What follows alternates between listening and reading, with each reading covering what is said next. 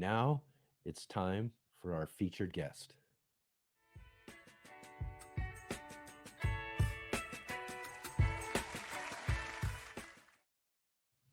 This week's featured guest is one of my favorite gardeners on YouTube, Scott Wilson of the Gardener Scott channel. Now, Scott is an avid garden educator. He is a Colorado master gardener and has taught 1,000 students each year as the managing master gardener for the Galileo Project Garden Project. Scott has appeared on podcasts in the US and UK and collaborates with gardeners and garden projects in many countries. His Gardener Scott YouTube channel has hundreds of gardening videos with more than 29 million views and more than 335,000 subscribers from all around the world. Scott is also a retired U.S. Air Force command pilot. He has 2 children and 5 grandchildren. He enjoys traveling, good food, and new experiences. All right, so let's welcome Scott, Gardener Scott, to our Let's Get Growing live cast. Hey, Scott, it's Thanks, good to Enoch. see you again. Good to see you. I like that little bit of applause when you showed that introduction. That was a nice addition. Excellent. Yes, awesome. Again, thank you for being with us here for our second show. Our first shows here we have are just really people that I really enjoy watching and viewing myself. And as I like to tell people when it comes to gardening, Gardener Scott is the quintessential gardener of YouTube. I appreciate that. I saw that in one of your posts and I was amazed by that. I think of myself as just a regular gardener who happens to have a YouTube channel. So I appreciate it when other YouTubers are saying nice things like that. Yeah, absolutely. Well deserved, Scott. You have, again, as we mentioned in your bio there, um, lots of views on lots of different videos when it comes to all manner of gardening, all subjects. You cover so many different things and with such great detail. I mean, just the information you give just truly shows that you are a master gardener. Oh, thanks. Excellent, excellent. So first thing I want to dig into is basically your garden story. You know, it's one of the things that Yeah. we like to talk about here on our show, is about what is our garden experiences and how did you get started when it comes to gardening? I was a bit of a late bloomer, to use a gardening term. My parents never gardened. I had very few gardeners in my family. My aunt was really the only gardener I knew growing up. And when I was probably about 11 years old, I was visiting my aunt who lived in California. And it was time for dinner, time to put the salad together. She asked for my help. I went out to the garden to pick tomatoes with her, and she was teaching me how to do that because no one else had ever shown me anything about gardening. And she handed me one of those tomatoes from that hot California sun and told me to eat it there in the garden, which was totally foreign to me as a city kid. And it blew up in my mouth, literally, just that juice exploding from the tomato, and then it blew my mind. It's one of those life events that you just can't forget. And went home. Again, nobody in my life gardened, but almost 20 years later, when I owned my first house in Montana and I had young kids of my own, I thought I would start a garden to try to recreate that moment. And while I've had many wonderful gardening moments in my life, I don't know that I've ever really recreated that moment because it was just so memorable. And so that was about 30 years ago that I started a backyard garden of my own, and it's just been steady progression since then, getting more and more experience on my journey. Yeah, yeah, that's similar to my story as well. Is, I again too, as you can see in the background, I had house plants all throughout growing up. My mother was an avid houseplant grower, and I found a fascination with that. But it took until I was, just about 12 years ago, in fact, when I first got to grow my first vegetable plant Yeah. or fruiting plant, and it was cucumbers. And again, when we got to eat those, similar like you're talking about with the tomato, it was just, like I said, a light bulb just clicked up above, and just from there, my passion for gardening just There you just go.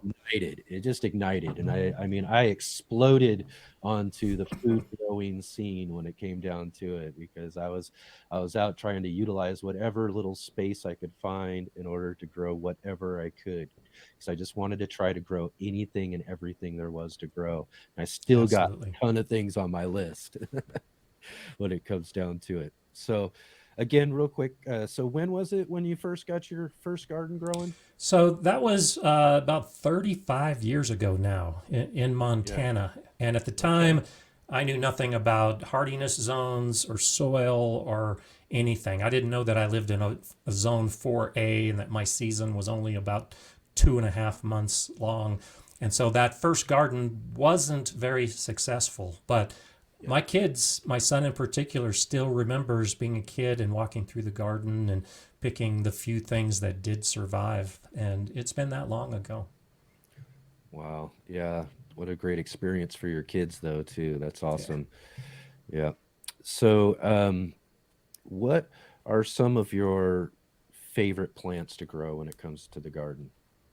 Well, so I'm not sure if it's in an effort to recreate that moment with my aunt, but I thoroughly enjoy being in the garden and Yeah. eating the harvest from the garden. So my favorite plants to grow are the raspberries and the strawberries and the cherry tomatoes and the peas and the beans, all those things that you can pick and eat directly in the garden. And I'm doing that now with my granddaughters in particular. I'm always growing something that when they come to visit the garden, they can recognize a plant and pluck off that sweet pea pod or pull the strawberry and eat it. Because I just think that experience is just incredible. So, those are my favorite plants, a number of plants, but anything that I can eat right outside and enjoy it, those are my favorites. Yeah. Again, nothing like being able to harvest right out of the garden. And, there's just some things that I think, as we had a comment earlier, some things just don't make it into the house Exactly. Yeah, because they're just too good right out of the garden. Like you that's said, right right. out of the warm sun. That's really awesome. Now, are there any plants that I mean, don't like to grow or have a challenge with when it comes down to it? So in my Colorado garden, most plants are a challenge, and that's actually one of the things I like best about gardening is being confronted by that challenge and then overcoming the obstacles and the adversity and having success.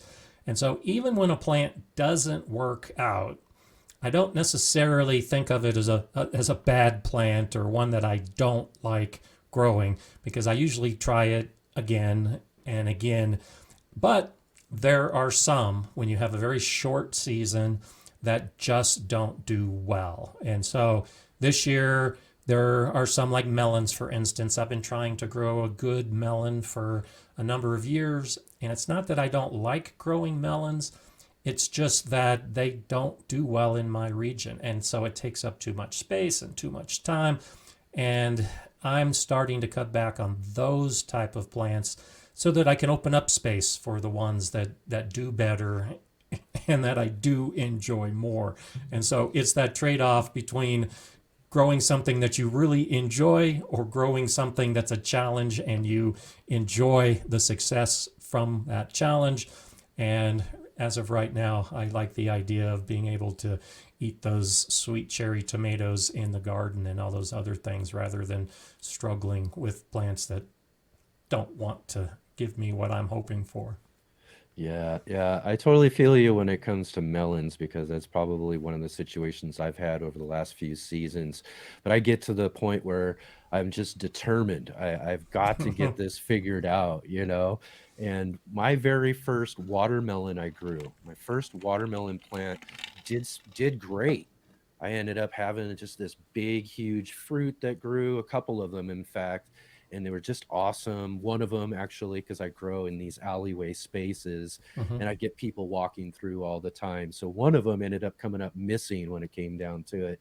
it looked so good, but it still, I don't think it was ripe. So I think they were in for a surprise when they opened that thing up.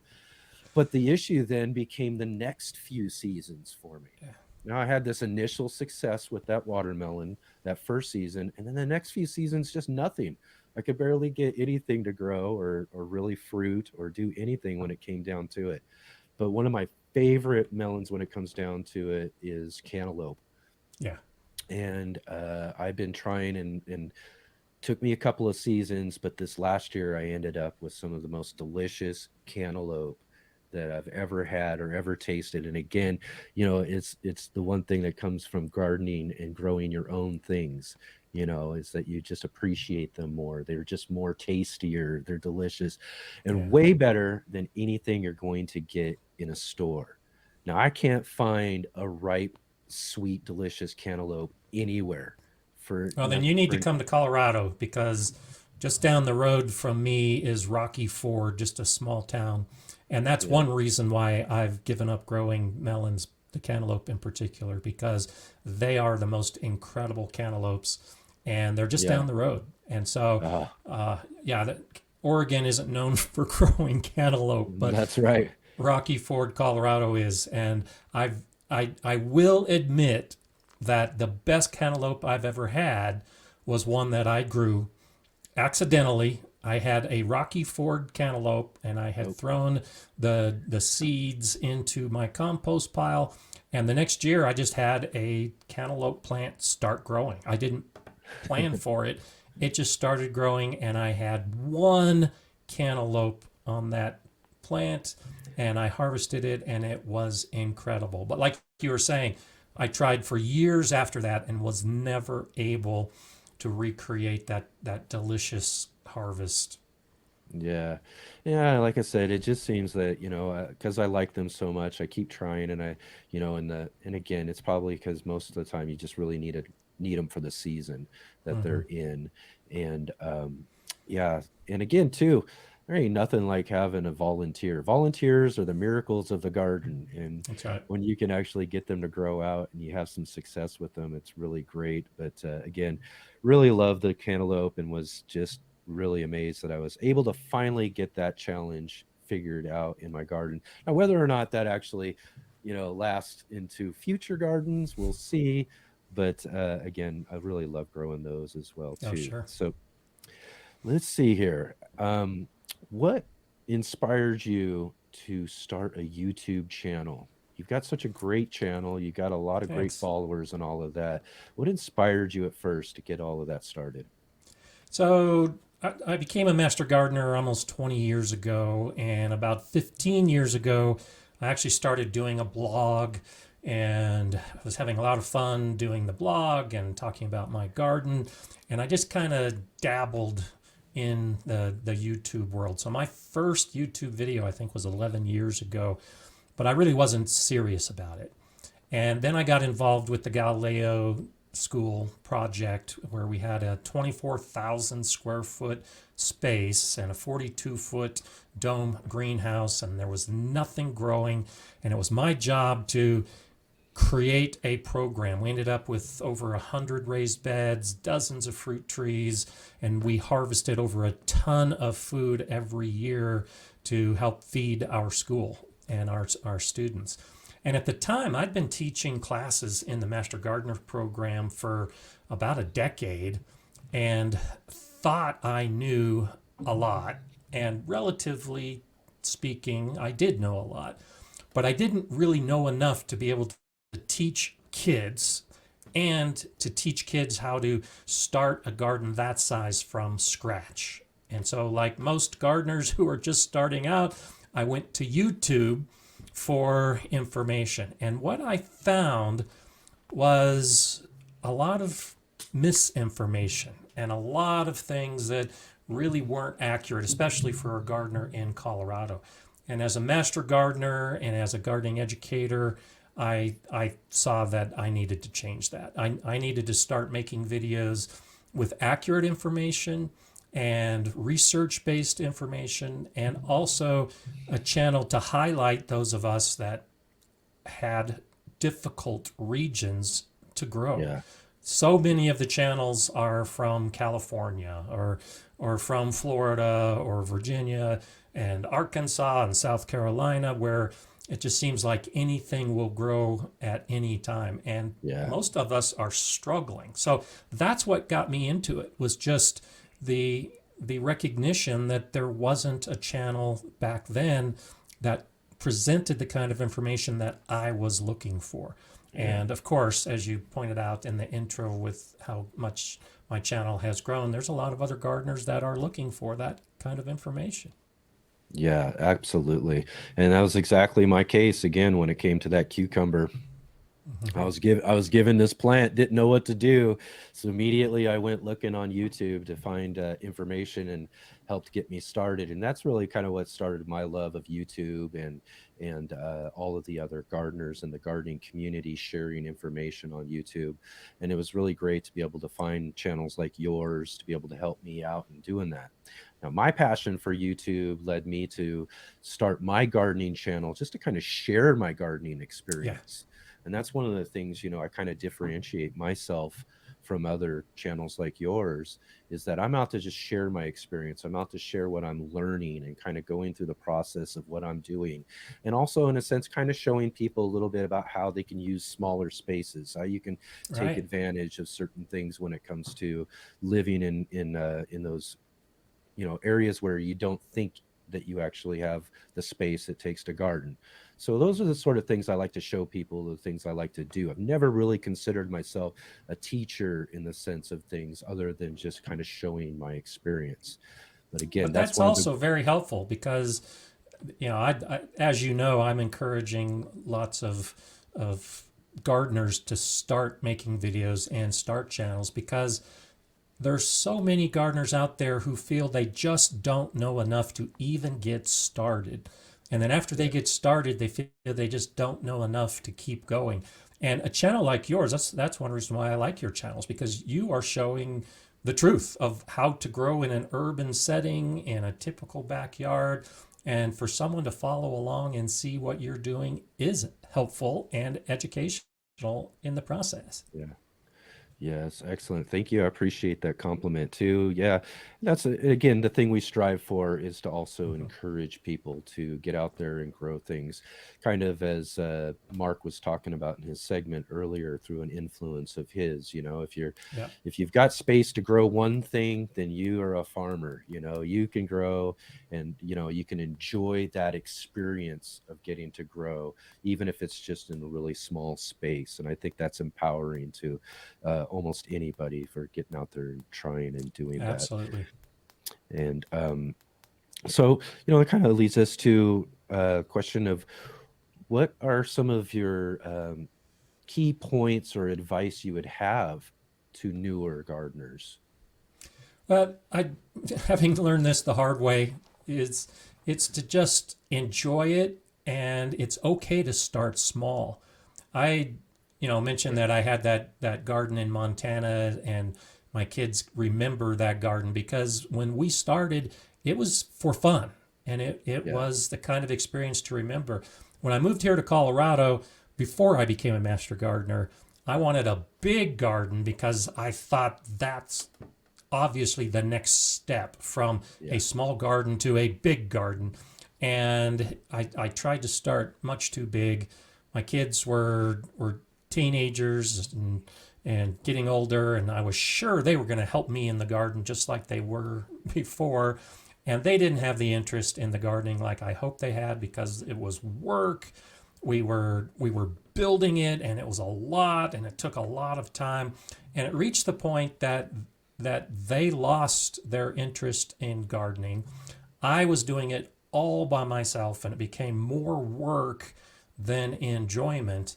And it was a conscious effort to just stop and slow down and recognize that gardening really is supposed to be fun. That's how I end all of my videos. Enjoy gardening. If you're not enjoying it, then you need to stop yeah, and take a little bit of time to recognize why you were starting to garden in the first place. And it hmm, may mean that you just slow down, that you don't plant all of your beds, that you get to that single cucumber plant and enjoy what you're doing with that cucumber plant to energize yourself and to really lead you to that mindset that you want to grow more and that you want to learn more Yeah. and you want to try new things. And so, especially for new gardeners, just start slow and make sure you're enjoying it along the way, because that's how you can get to the point where gardeners like I am, where I've got, and kind of like Joe, I'm not growing nearly the number of peppers he is, but I'm going to be growing a few dozen different types of peppers this year, and the same with Yeah. tomatoes. And I can do that now because all that time ago I slowed down and recognized that I needed to take it just one step at a time. And you Yeah. really can't jump in and have that big garden right off the bat. Yeah. Yeah. Again, I found that kind of be a very similar situation for me because at first you grow one plant, you get excited about all of that, and then next thing you know, you're building elevated beds all over the place. Containers are stacking up all over, and you're trying to manage all of this stuff.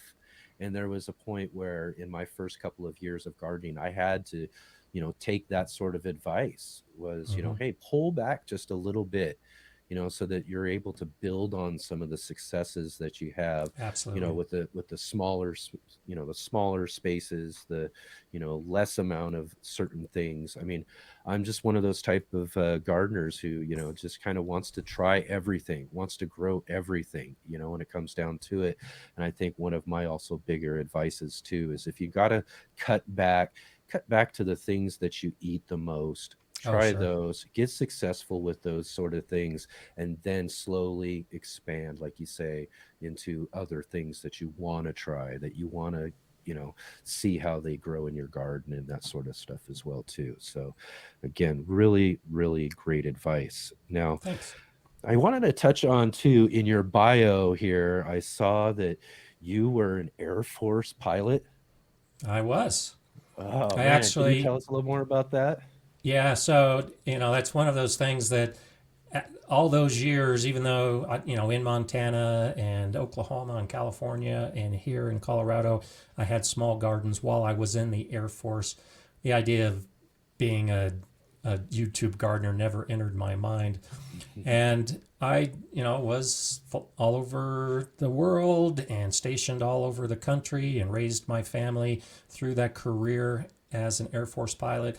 Came here to Colorado to work at the Air Force Academy. I actually ran the airfield operations for the Air Force Academy, all of Wow.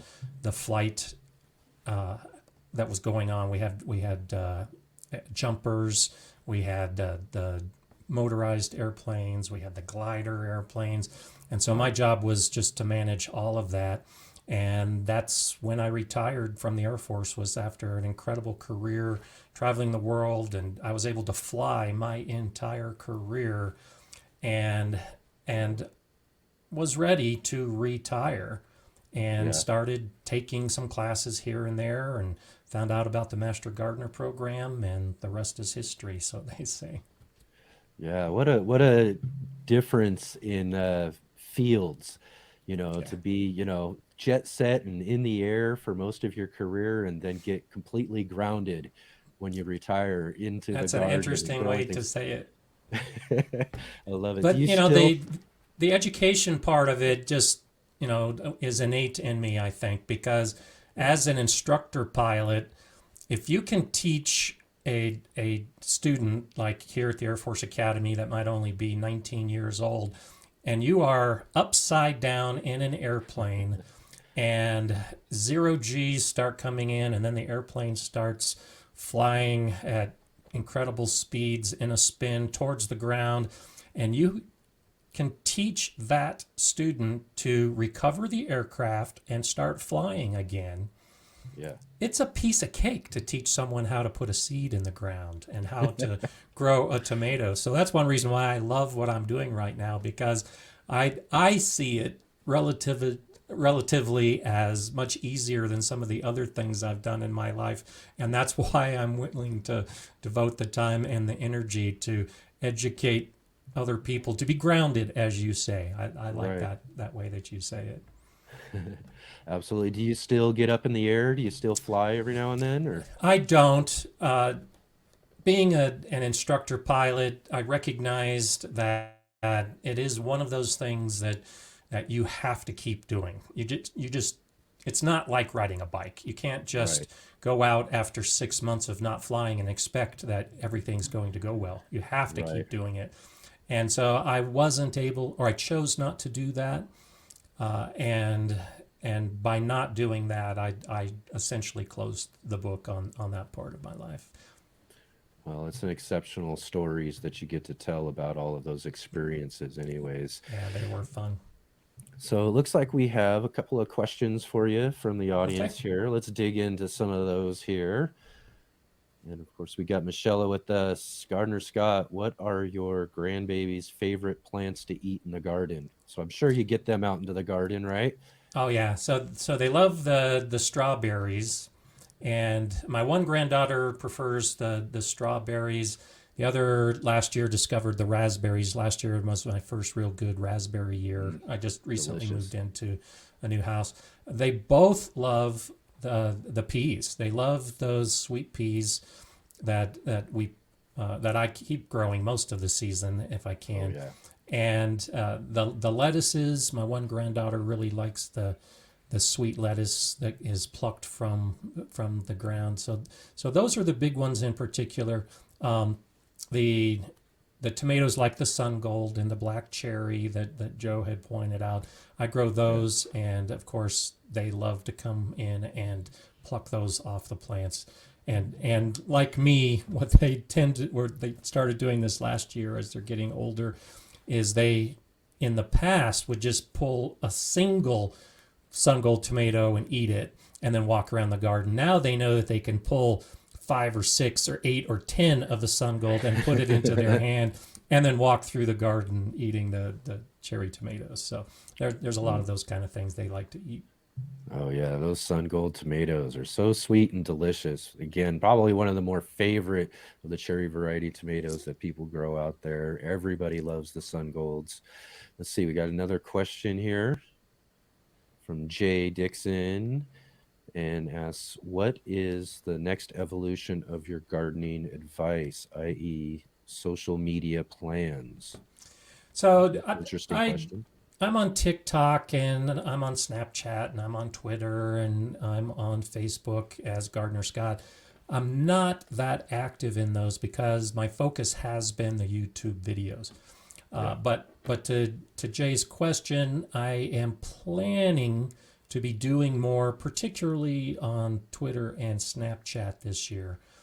Just because I recognize that that's a whole audience that may not be watching the live form YouTubes like when you were talking about Yeah. your previous guest as she was talking about being next to the ocean and making short videos and not making the long form yet. I'm now Yeah. thinking about doing it the other way around. And so Yeah. I do have some videos that are out there, but what I've recognized and it's interesting that when I put a short video on YouTube, it does okay. But if I Yeah. put that same gardening related video on something like TikTok, it doesn't Yeah. do well at all.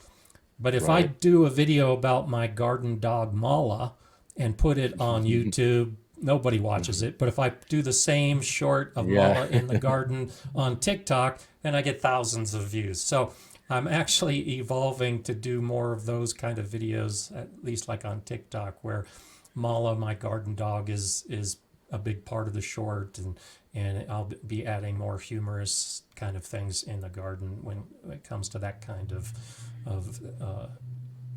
it's less of the Yeah. education, I should say. It's Right. less of the Yeah. education. It's more the entertainment for that part of the social media. Yeah, I find the same thing as well for myself too.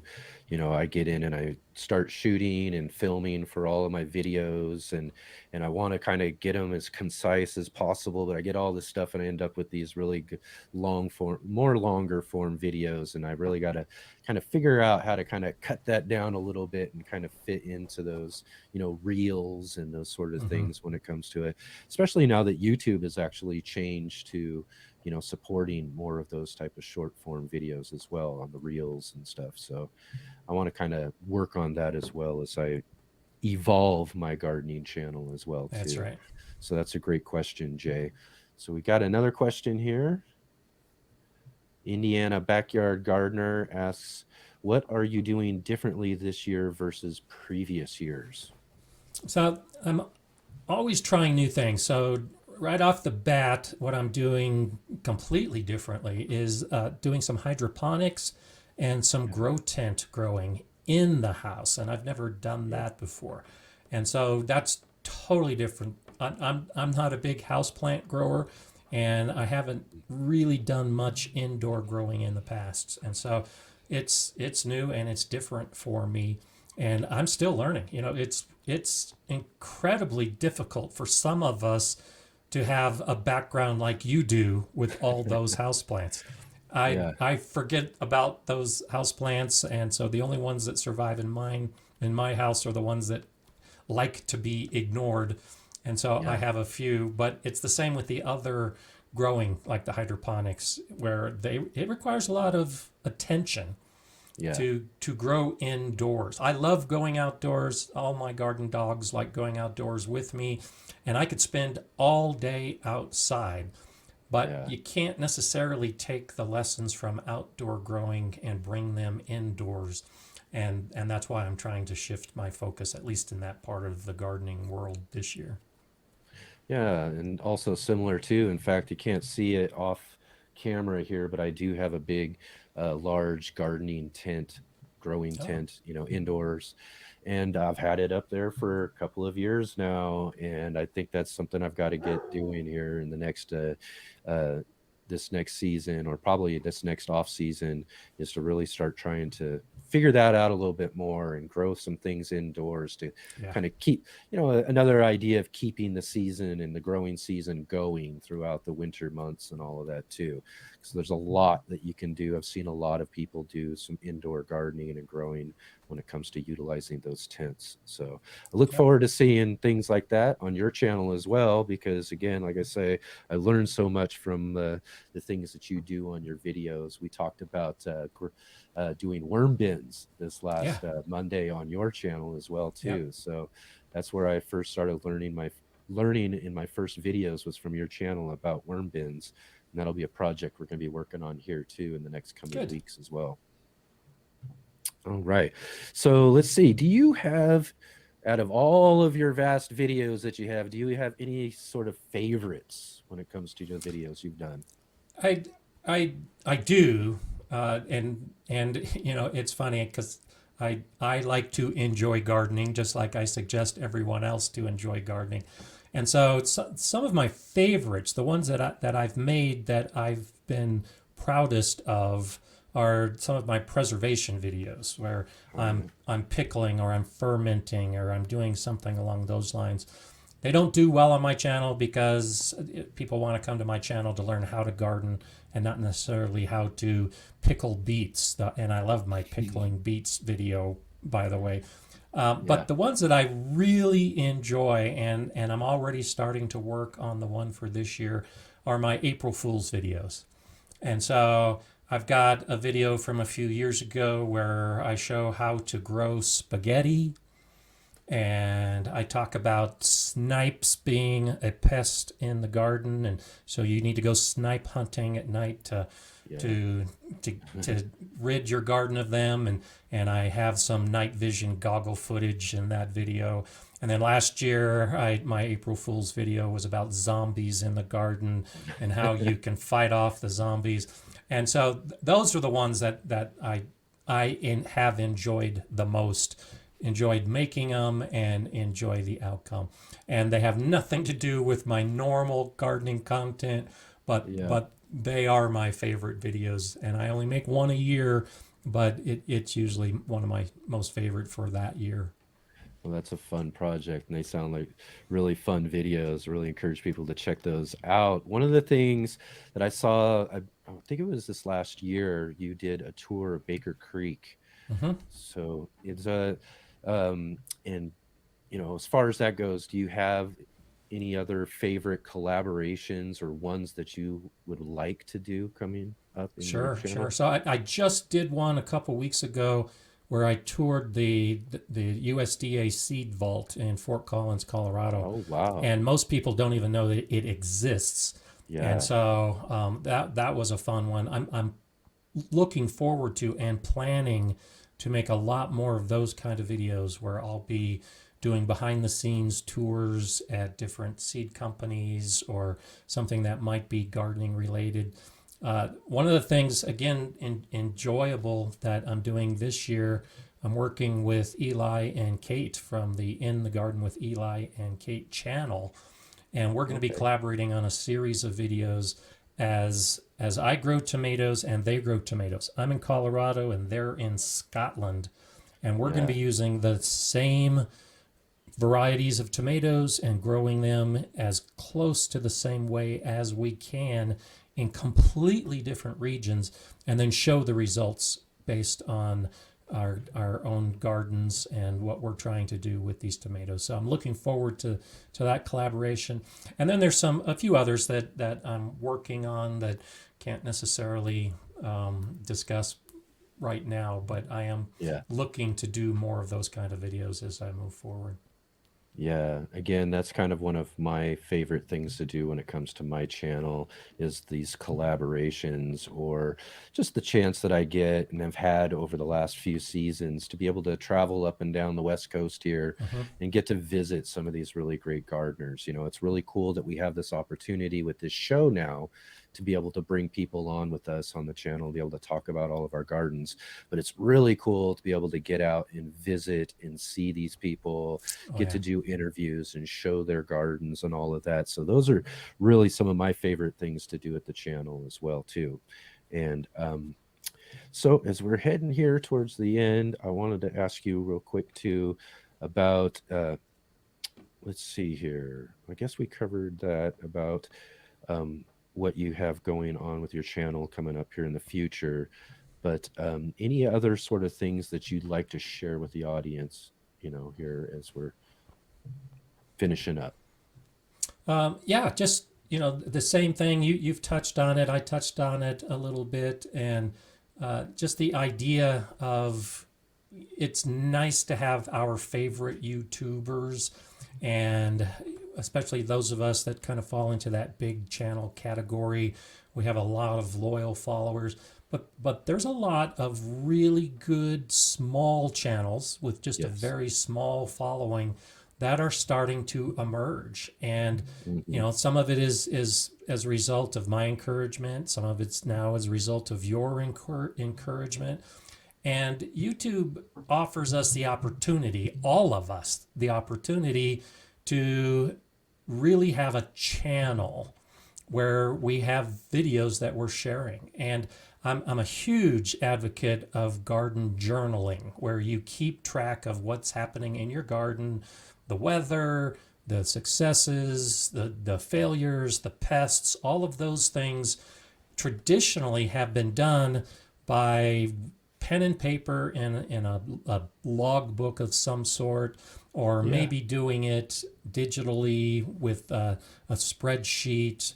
But YouTube just offers the opportunity to get in there with a camera and lock that moment in time from your garden Yes. for all of us to learn something from. And, as we were talking earlier, your videos are doing exactly that. And my videos, even though I'm making educational videos, I'm choosing topics and I'm choosing locations in my garden for myself to be able Yeah. to document what I'm doing in that time, so that when I'm older and grayer than I am now, I can look back and see my different gardens at different times.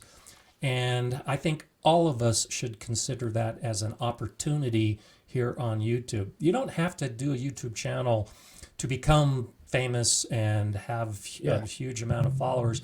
You can do it just for you and a few others. And you might be surprised. There, Yankee Sista Homestead is a regular viewer of mine, and she's on my live stream almost every week.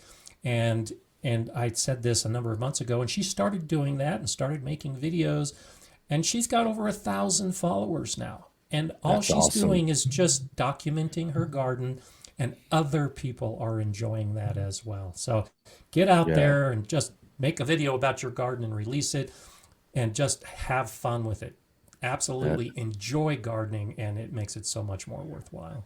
Yes, that's such great advice and all of that too. And I take that to heart myself is, that's the thing with my channel as well too. When I started it, I just wanted to kind of just document things, kind of show and see. And ultimately, as you talked about, creating a video journal Mhm. so that I can look back at some of those early gardens later on and be able to see some of the things that I was doing and kind of look back on some of the changes I've made in the garden too.